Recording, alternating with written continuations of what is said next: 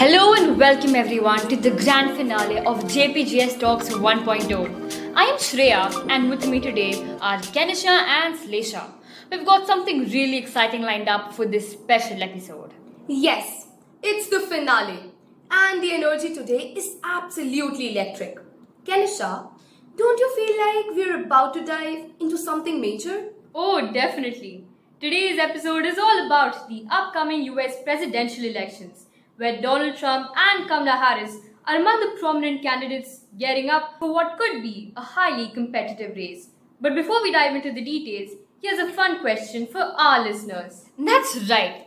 So, what do you think is the single most important factor in deciding who becomes the president of the United States? Is it A, the popular vote, B, the electoral college, or C, who gives the best speech at rallies?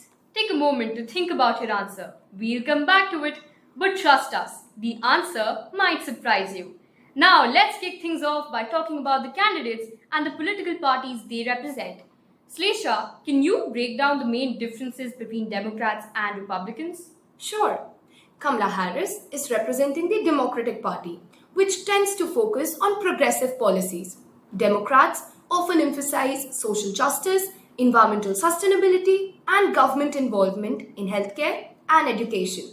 They believe in policies like climate action, expanding social services, and addressing income inequality. On the other side, Donald Trump represents the Republican Party, which generally supports a more conservative approach.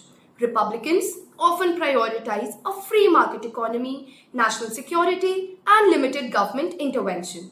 They focus on policies like reducing taxes, deregulation, and emphasizing individual responsibility. That's right. These differences in values really shape the voters' preferences in the US. Now, let's dive into the US election process itself. Shreya, why don't you explain how the Electoral College works? Sure. In the US, it's not the popular vote alone that determines the president. Instead, each state is assigned a certain number of electoral votes based on its population. So, when voters in a state choose a candidate, the winner typically receives all of that state's electoral votes. So, it is possible for a candidate to win the most votes nationally but lose the election if they don't win enough electoral votes in key states. And listeners, if you guessed B, the Electoral College, you're absolutely right. Exactly. That's what makes US elections so unique compared to other countries like India, where we use a first past the post system. In India, the candidate with the most votes in a constituency wins, which can sometimes make the process more straightforward but also limits smaller parties' representation. Certainly, both systems have their own pros and cons. In the US, the Electoral College ensures smaller states still have a significant role, while in India, the direct approach of most votes win can make things simpler. It's fascinating to compare how democracies handle elections differently. Exactly. And speaking of differences, let's talk about whether voting should be mandatory in the US, like it is in some other countries. What do you think, Anisha? That's a really interesting question. While voting is a fundamental right, I feel making it mandatory could lead to people voting without fully understanding the issues, just to meet the requirement. But there's a strong case for it in promoting civic duty, though. What about you, Slesha? I think mandatory voting could be beneficial in increasing engagement. You know, in countries like India, voting is seen as a civic responsibility, and that culture encourages people to participate. Maybe if it were mandatory in the US, more people would take time to learn about the issues and the candidates. You know, you both make excellent points, but it's also important to maintain the personal significance of voting. People should feel driven to participate and not forced. It's one of the many challenges each country's democracy faces. Absolutely. Now, let's keep the conversation fun with our quick rapid fire round. Ready? Let's do it! Alright, Shreya, first question. If Donald Trump and Kamala Harris were debating climate change, who do you think would have the stronger argument? That's an interesting one. So, Kamala Harris would likely focus on policies around clean energy and environmental protection, while Donald Trump might emphasize the economic impact of environmental regulations. Both would have compelling arguments depending on what voters prioritize. Great answer. Now, Slesha, What's one strength Donald Trump might highlight in a debate?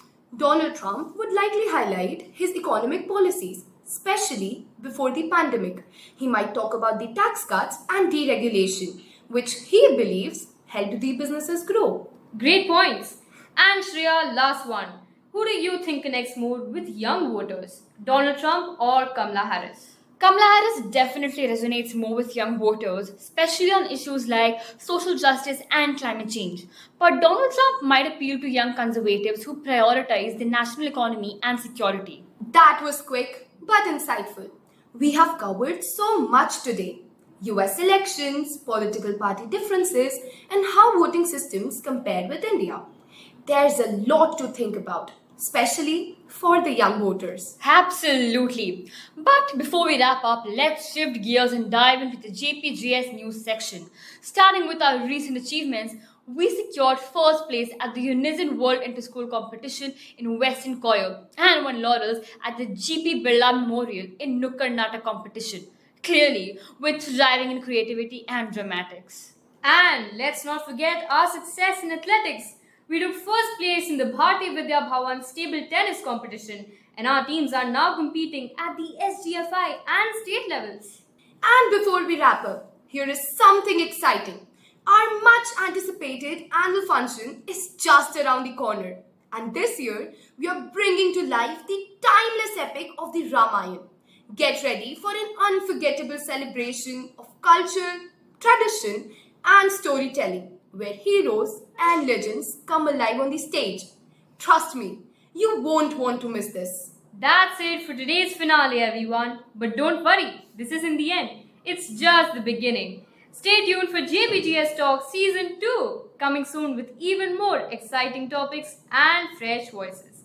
And before you go, don't forget, Like to encourage, share to appreciate, and subscribe to be inspired. We'll be back before you know it. So keep learning, keep thinking, and stay engaged. Thanks for being a part of this amazing journey. Until next time, take care and stay curious. Farewell, everyone.